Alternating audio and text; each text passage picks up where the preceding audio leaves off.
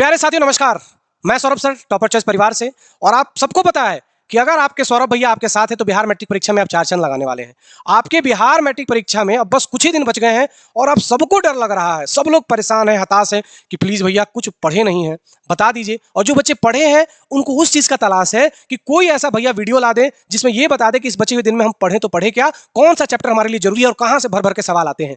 तो मेरे प्यारे बच्चों, आज की ये वीडियो आप सभी बच्चों के लिए, अगर आप कुछ नहीं पढ़े हैं या फिर आप कुछ पढ़े भी हैं तो आप इन जो चैप्टर्स को मैं बता रहा हूं, साइंस, मैथ्स और एसएसटी, ये 3 विषय का मैं बात कर रहा हूं और 3 विषय की मैं गारंटी दे रहा हूं।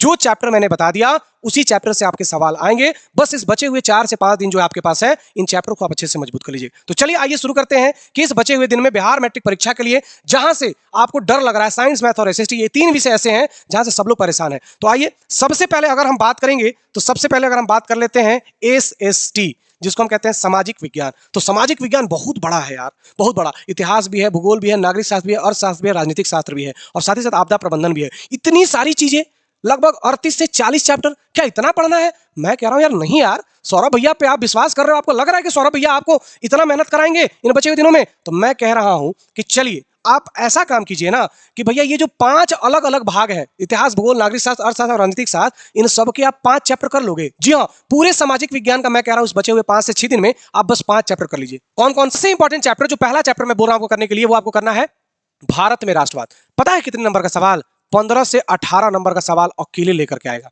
तो भैया इतिहास का चौथा चैप्टर है भारत में राष्ट्रवाद।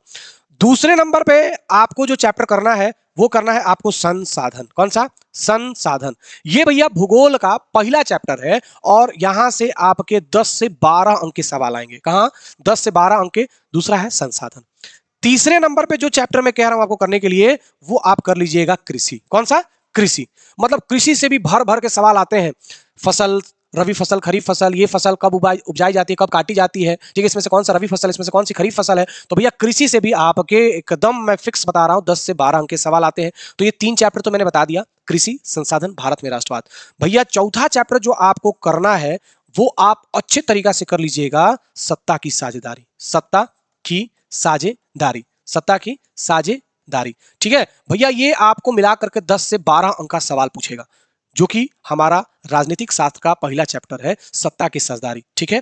किस तरीके से विधायिका, कार्यपालिका, न्यायपालिका काम करती है, ठीक है। लोकतंत्र क्या होता है, लोकतंत्र की सफलता किस पे निर्भर करती है, लोकतंत्र के बीच में आने वाले कौन कौन से ऐसे मुश्किलें हैं। तो ये सारे सवाल इस तरीके से पूछे जाएंगे। तो भैया 4 चैप्टर बता दिया। 5वां चैप्टर जो सबसे इंपॉर्टेंट है वो है, याद से एकदम अच्छे से जो बता रहा हूं उतना कर लीजिएगा, अर्थव्यवस्था। अर्थव्यवस्था, अर्थव्यवस्था जिसमें आपको मुद्रा के बारे में पढ़ लीजिएगा अच्छे से, राष्ट्रीय आय के बारे में पढ़ लीजिएगा, राष्ट्रीय आय के बारे में पढ़ लीजिएगा। उसके बाद प्रति व्यक्ति आय के बारे में अच्छे से पढ़ लीजिएगा, प्रति व्यक्ति आय के बारे में पढ़ लीजिएगा। प्राथमिक, द्वितीयक और तृतीयक क्षेत्र के बारे में पढ़ लीजिएगा, ठीक है। पूंजीवादी, समाजवादी और मिश्रित अर्थव्यवस्था के बारे में पढ़ लीजिएगा। तो ये जो 5 चैप्टर बताया, यहां से भी आपके 12 से 15 नंबर के सवाल पूछे जाएंगे। तो देखिए ना, सामाजिक विज्ञान का जो 38 चैप्टर है, मैं कह रहा हूं 38 चैप्टर मत पढ़िए, मैं बस आपसे कह रहा हूं कि इन 5 चैप्टर को आप पढ़ लीजिए। कौन कौन सा है?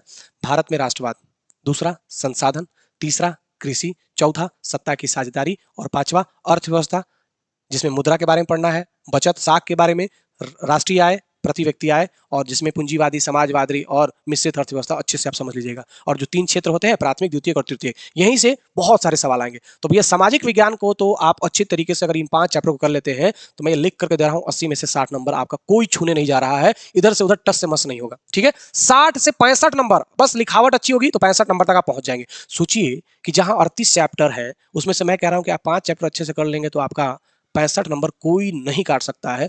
तो आप नहीं कर सकते उन बचे हुए दिन में। सामाजिक विज्ञान का तो टेंशन स्वाहा। अब आते हैं भैया कि अब सर हमको सबसे ज्यादा जो डर है ना वो हमको मैथ से लग रहा है। कौन सा विषय से? मैथ्स। 100 नंबर का मैथ सवाल पूछेगा। तो मैथ्स के कौन कौन से इंपॉर्टेंट चैप्टर है? तो सबसे पहला चैप्टर है ट्रिग्नोमेट्री। ट्रिगोनोमेट्री, जिसको हम त्रिकोणमिति कहते हैं। पता है कितना नंबर का? 45 से 48 नंबर।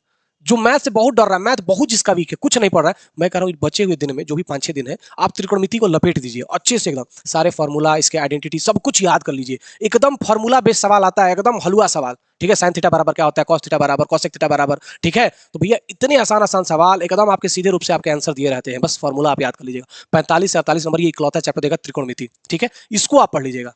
दूसरा है coordinate geometry. Coordinate geometry, coordinate geometry, जिसको हम निर्देशांक ज्यामिति कहते हैं। भैया दूसरा ये इंपॉर्टेंट चैप्टर है। कितने नंबर का सवाल पता है? 15 प्लस नंबर। अगर कम जाएगा तो 12 नंबर, ज्यादा ज्यादा जाएगा 15 से 18 नंबर। तो पहला त्रिकोणमिति, दूसरा निर्देशांक ज्यामिति, और तीसरा जो मैं आपको सवाल और जो चैप्टर मैं आपको सजेस्ट करने जा रहा हूं मैथ्स का, वो आप कर लीजिएगा संख्याकी। कौन सा? संख्याकी, जिसको हम स्टैटिस्टिक्स कहते हैं। क्या कहते हैं? स्टैटिस्टिक्स कहते हैं, जिसमें माध्य, माध्यिका और बहुलक निकालने को आएगा। 5 नंबर का सवाल तो फिक्स है कि आएगा ही आएगा।